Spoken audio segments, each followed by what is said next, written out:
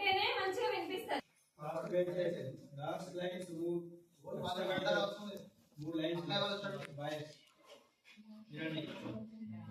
Good morning, respected madam, sir, and all dignitaries, sponsors, and my dear friends and good morning all.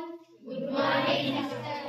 నేను ఈ చేయబోయేది వాళ్ళ స్థితి చేస్తున్నాం మీకోసం ప్లాస్టిక్ అవేర్నెస్ పైన మరియు అలాగే సేంద్రియ వ్యవసాయం పైన ఆ చేసే స్కిట్ లో నేను నా పేరు మాధురి, అందులో నా పాత్ర కోడలు. My name is Anusha. BHS 5 year from GDC Siddipet. Akila Kuturu. Okay, నానమ్మ. నా క్యారెక్టర్ వచ్చేసి ఇందులో తండ్రి.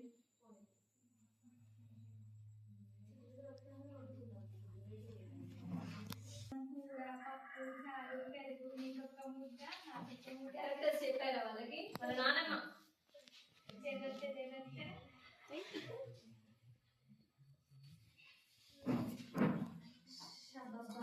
ఏం ఎండలేము. ఏమే కాస్త మంచిగా తీసుకురా. తీసుకొస్తున్నానండి. నాన్న చెడు నాకు పొలం నుంచి ఏం తీసుకొచ్చావు నాన్న? ఇప్పుడు చిన్న తల్లి ఇవాళ నేను ఏం తీసుకోవాలని మర్చిపోయాను, కానీ రేపు నీకోసం ఖచ్చితంగా ఏదైనా తీసుకొస్తాను.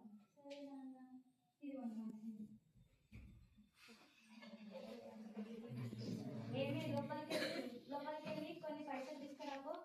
ఎందుకండి పైసలు? ఎందుకంటావేంటి? పంటకి మొత్తం పురుగు వచ్చింది, మందులు కొనాలంటే పైసలు కావాలి కదా, అందుకని. మొన్ననే కొట్టాను కదండి మందు పొలానికి. ఆ షాప్ వాడు ఏం మందులు ఇస్తుందో అసలు ఏంటో ఏమో, ఊకే పంటకి పురుగు వస్తుంది. మనకు తప్పుతుందా? ఎలాగైనా కొట్టాలి కదా మందు. తీసుకురాప్పుడు డబ్బులు కొట్టుడో ఏమో, మీరు పందులు కొట్టినట్టు లేదు, పైసలు కొట్టినట్టే ఉంది. ఎందుకంటే మేము ఇట్లా వ్యవసాయం చేస్తే మేము ఎట్లా బతుకుతాము? మా వ్యవసాయం ఎట్లుండేది అంటే సేంద్రియ వ్యవసాయం ఉండేది. అంటే ఈ మందులు చల్లకపోదుము, ఎరువు మేకెరువు చెత్తతోని ఎరువు ఎర్రలతోని మేము ఎరువు తయారు చేస్తే ఇట్లా వ్యవసాయం చేద్దాము. మేము చాలా ఆరోగ్యంగా మస్తు గట్టిగా ఉండేటోళ్ళం, మీ లెక్క కాదు. మీకు మీకు పని చేస్తేందుకు, హార్వెస్టర్ కోస్తేందుకు, దున్నేందుకు ట్రాక్టర్ ఇంకా మీకు అది వస్తుంది వస్తుందంటే టాపర్లలో పైసలు పెడతారు ఇంటికి. ఇప్పుడు మంచిగా మాకు ఆరోగ్యం బాగానే ఉంది కదా. చాలా గట్టిగా ఉన్నారు కదా, ఒకసారి డాన్స్ చేయ కదా నాకు. కోడలో పాట పెట్టు.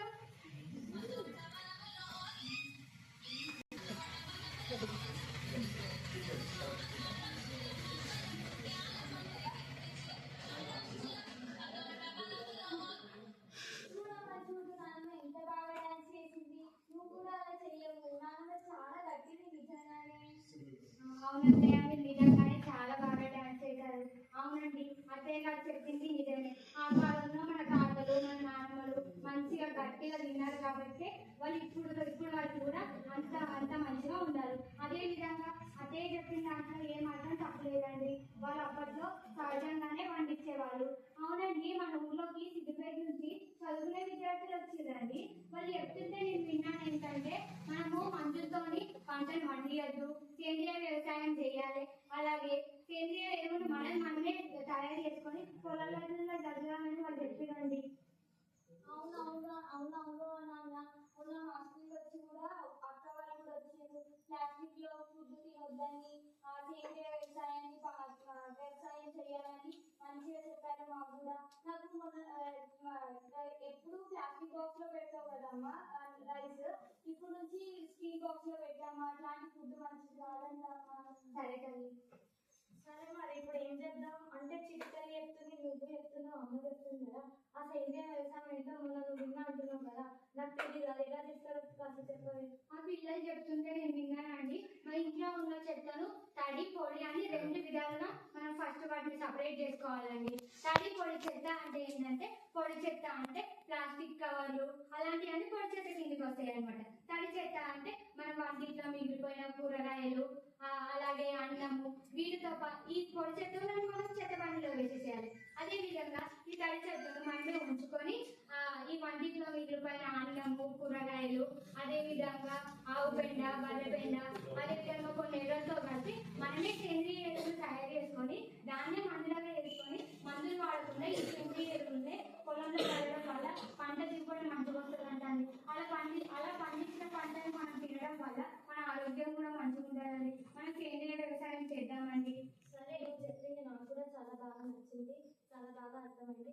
మనం కూడా ఇప్పటి నుండి సేంద్రియ వ్యవసాయం చేద్దాం, మన డబ్బుల్ని కాపాడుకుందాం. అలాగే ఊర్లో అందరికీ చెప్పి వాళ్ళతో కూడా మనం సేంద్రియ వ్యవసాయం చేయిద్దాం.